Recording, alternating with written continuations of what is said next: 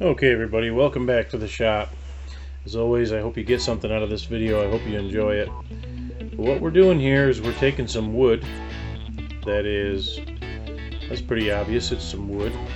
It's some wood that I've got from my sawmill down in the back.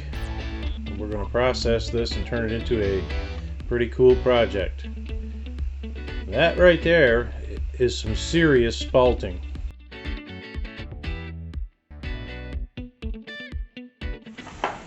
Returning viewers might remember this, but the newer ones might not know it.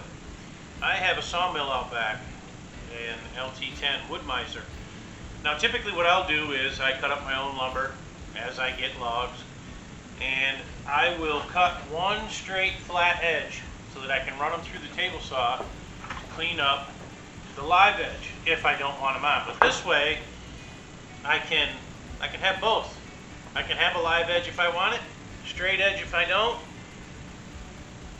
So what we're going to do here is run these through the saw and take that live edge off, because I need to do a glue up with these.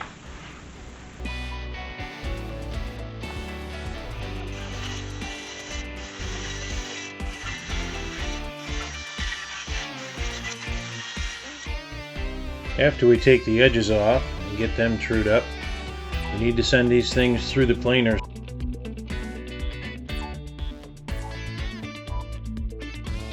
And what I do is set the board in the center of the planer when I begin, and I turn the planer on and lower the blades down until they just start to grab the wood, complete the board all the way through, and then start to trim the lumber off. Man, look at that stuff.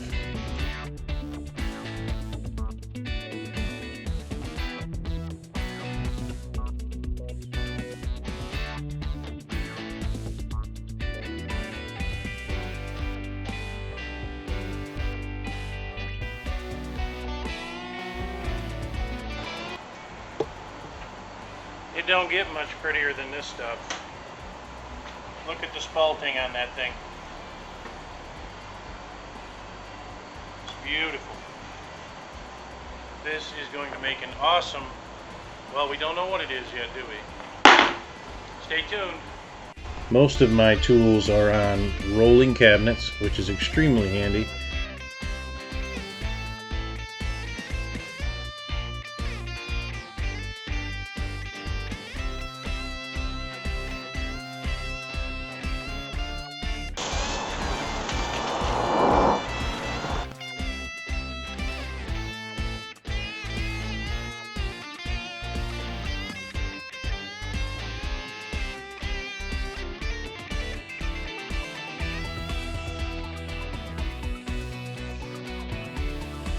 If you're paying attention here, you'll notice that there's a few extra boards than what I cut off. I did some preliminary measurements and found out I didn't have enough stock milled up. So back to the old pile of wood we went, and we got some more. Got it all cleaned up. Everything's the same thickness. Everything is good. Calculated the width of the thing that I'm making. And I wanted the spalting in the middle. I put two strips that were bare on each side right here, so that I had that fancy pattern, the zigzag pattern in the center.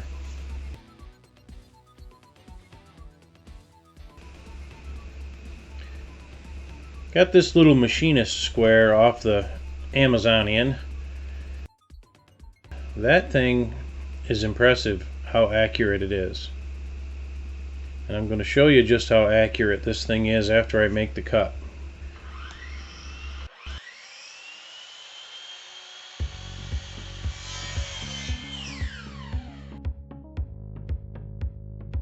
As you can see, I've cut off half of that line, and the other half remains.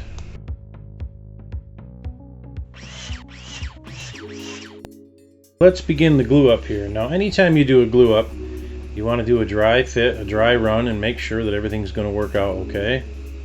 So you'll see me putz around here back and forth and making sure that everything is going to go correctly, closing the clamps and opening them. Once I'm satisfied, we'll get the yellow goop out and make so these things don't come back apart after 24 hours.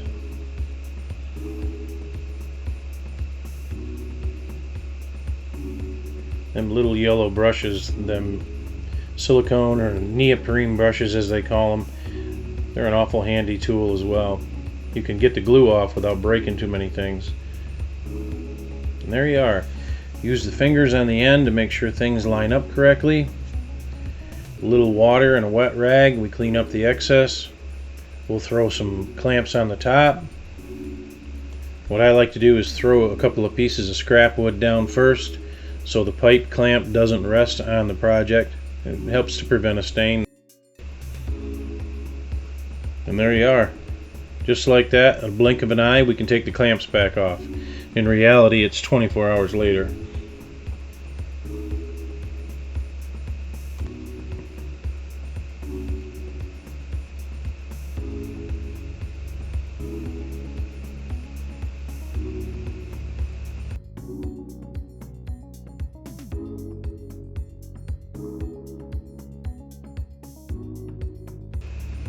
Now look at that.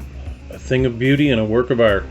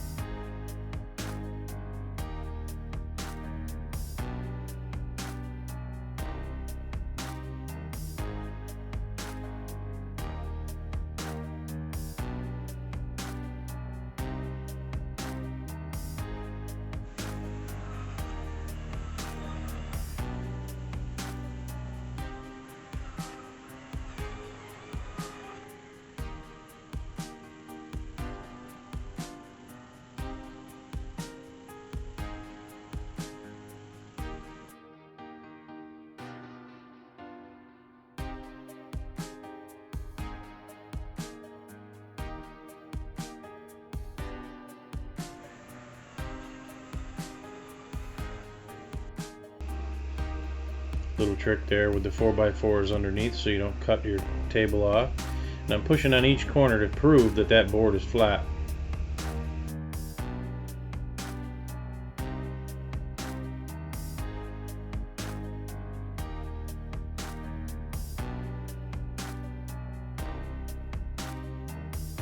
And you see me look down, and what could it be? Of course, it's a shop horse, also known as Atlas, the shop dog. When he wants attention, he gets attention. And it doesn't matter what you're doing. You will stop and you will play with him.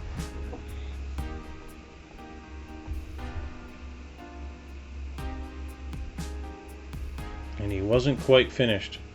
As you can see here in a second, when I'm sanding, he's playing inspector with his nose right next to the sander.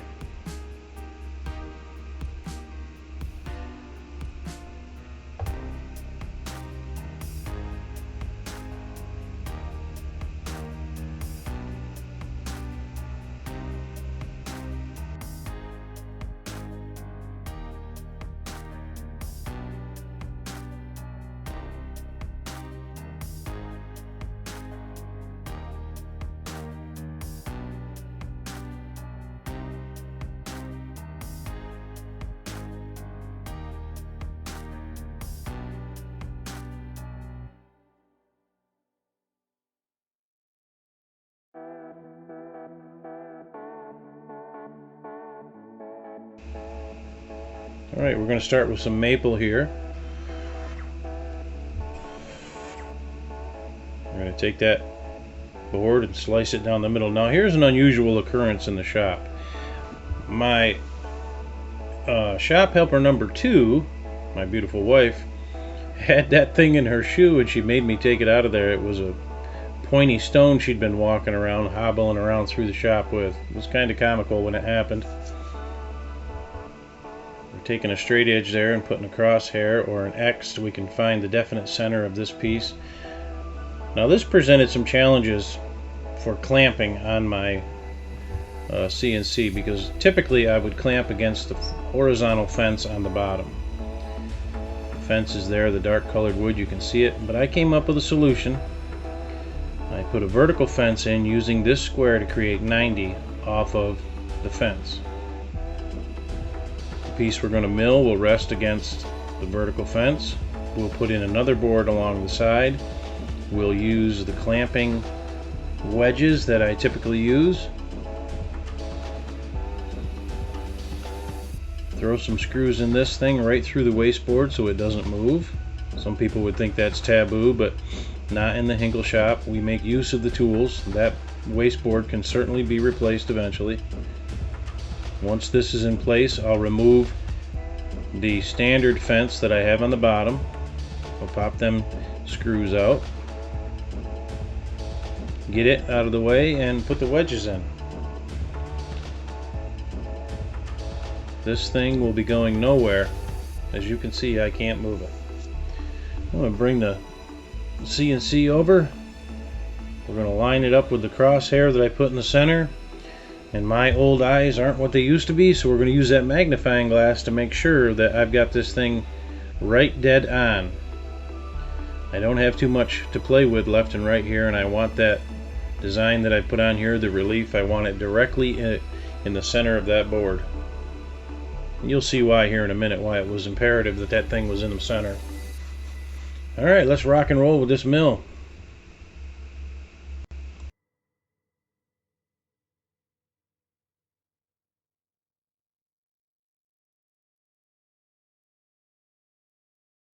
And you can see what I meant about not having much on the left and right to get through. And right there, I didn't like the top of that surface, so I said let's plane it a little bit by hand and then we'll resand it. Again, you can see here that I didn't have much left and right to play with. We'll change the bit and we'll throw in the finishing bit. And here we go. Here's where the pretty happens. I say this every time, but I'm always impressed. It blows me away that that thing can pop back and forth and make something. And as you can see, the rest of this carve was 1 hour and 20 minutes long. So there was some time in the shop for some hijinks. We're going to try to get away from Atlas here. That's almost impossible. He's on me like glue. Maybe we put it in second gear, he won't be able to catch me. Let's see what happens. No chance. You're not getting away from him in the shop. And stopping quick is a bad idea as well.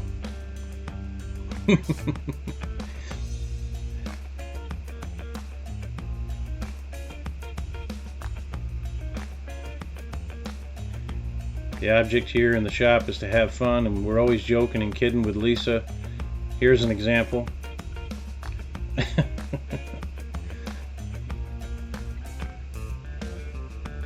Alright, looks like we're finished. So I want to have this board on here at 3/8 of an inch off of the side, and what I'm doing in this case is I am transferring the position of the board that's going to be on the top with lines to the back, because I need to drill holes for screws and I don't want to be in the wrong spot. So these lines will tell me exactly where the board will rest on the top side. We had some glue in the way. Take the plane and get rid of the glue. Some squeeze out, if you will. That's a 1-2-3 block. It's used for a lot of different things. It's used for spacing and etc. For machine setup. And I have its twin right here, and what I'm doing is I'm using it for spacing the holes where the screws are going to go. Nothing too scientific, just starting on each edge, working towards the center, and where the screws fall, that's where they fall. Now as you can see, I tried 2-3 times here. That spalting was messing with me. Every time I made a mark, I couldn't find it again. So we had to do it 2 or 3. Just another block of steel that I have gotten from who knows where. It's 3/4 of an inch thick, so we're going to put the screws 3/4 of an inch inward, and I'm using it just to show me where those holes should be. Here I've got the square set up to create an equal distance all the way around the board. We take a scrap piece of oak and put it on the top, clamp it down so that we don't wreck the design that's on the top, obviously. Adjusting for size, spacing I should say. Once we're satisfied, we'll flip this thing over and knock some holes in it, and hopefully not all the way through.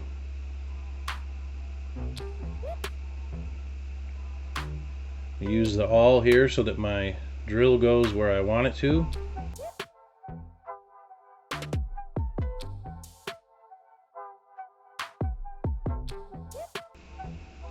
I'm using a countersink bit that is just slightly smaller in diameter than the screws I'm going to use. The bit is extending into the maple so I don't split the maple. This is probably too many screws actually for this project, but better to have and not want than want and not have. I don't want that handle moving. This little trick here with the screws is to put them all in first, then go back through with your drill and drive them in so you don't have to fumble.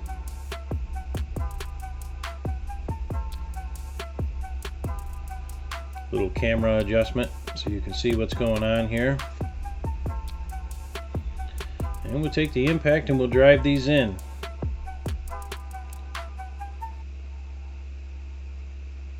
Much easier when the screws are standing there the way they should be. I don't know if the way they should be is the proper way to say it. If they're standing there ready for use.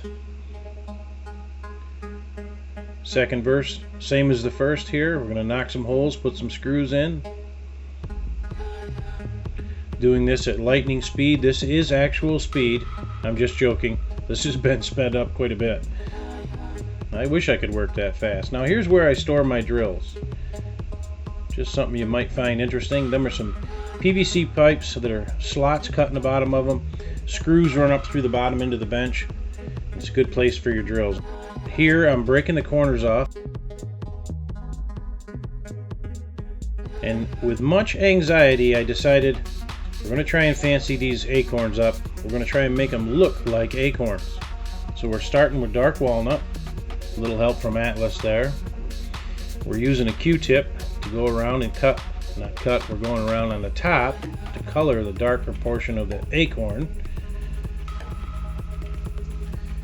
A little bit tedious, a little bit nerve-wracking, but as you can see, we'll get through it.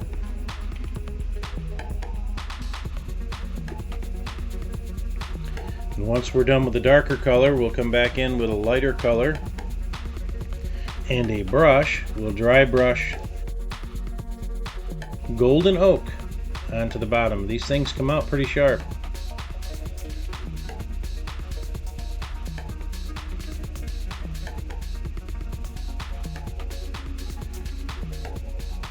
We had a visitor in the shop this week from Bucky's Customs, and right there he is, Bucky himself, trying to avoid the camera, but we caught him. Atlas is on the top of the bench there to make sure we didn't miss it. I'm going to come back in with the golden oak like I said here.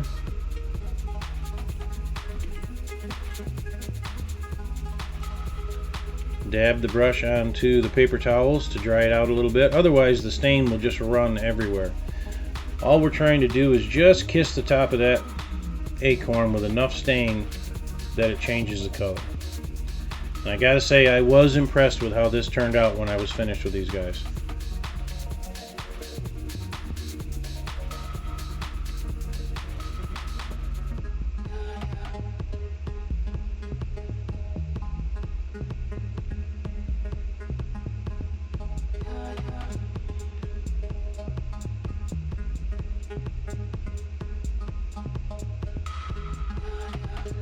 Doing is holding my wrist to stop my hand from shaking, because there ain't a whole lot of room for error on those things.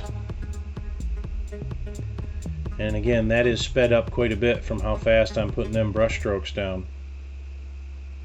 Time for some handles. Now I contemplated on making those handles myself, but I don't have a forge yet.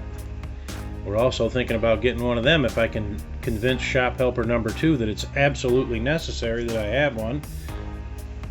I'm just kidding. It's not necessary, but I'm going to try to convince her that I should have one. And we're going to back drill the holes there so the screws will go through. Far enough through so that they'll grab the handles on the other side. And you'll be able to see here that they are absolutely perfect. In depth. There they are right there. Now we're going to shoot them out there with a finger on the bottom side. Little rockets flying out of them launching pads. And I got lucky here in the end. The second screw landed directly on top of the first one, almost as if I planned it that way. There's talent for you. And what does it look like? Here you go. Next step is to take those handles back off and apply the polyurethane.